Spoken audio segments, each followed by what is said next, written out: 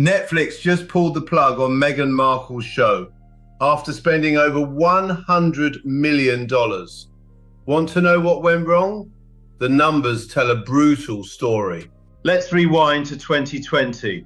Prince Harry and Meghan sign a massive deal with Netflix.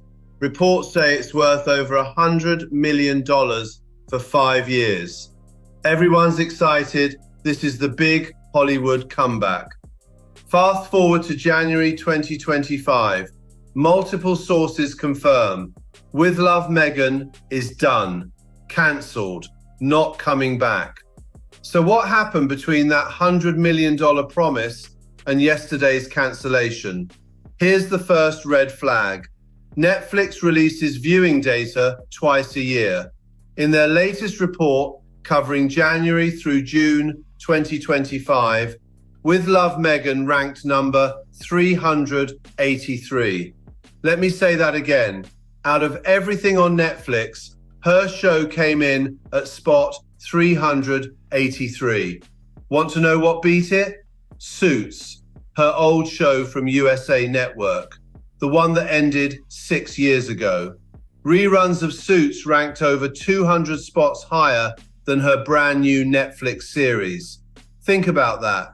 A show that wrapped in 2019 is crushing her 2025 comeback. The first season premiered in March 2025.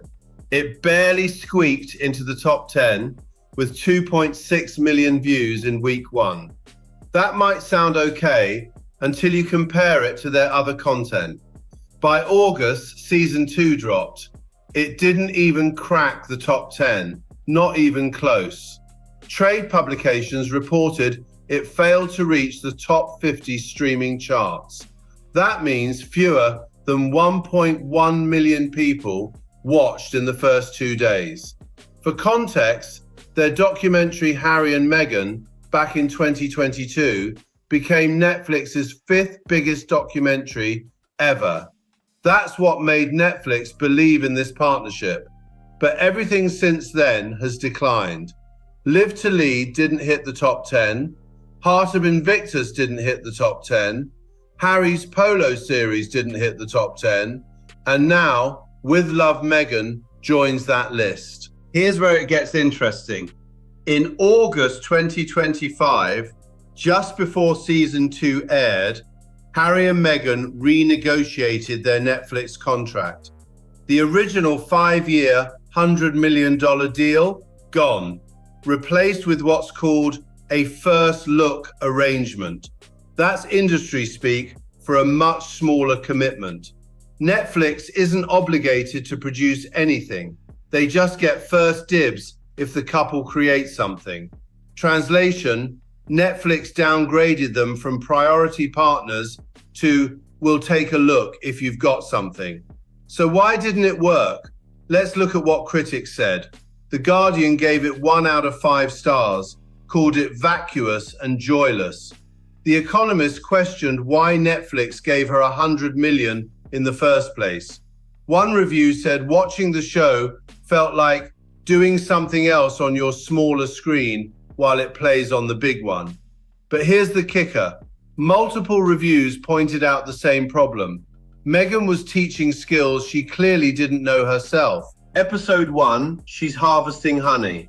Except she can't do it alone. She needs help. This is her first year keeping bees, and it shows.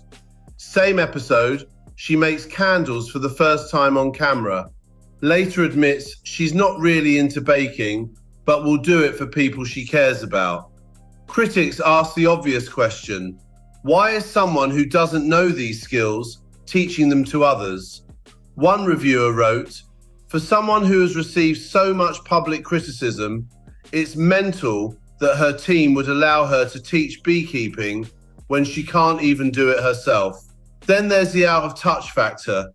The show featured tips like repackaging store-bought pretzels from one bag into another, prettier bag, serving raw broccoli as an appetizer, basic things presented as revolutionary. And the setting?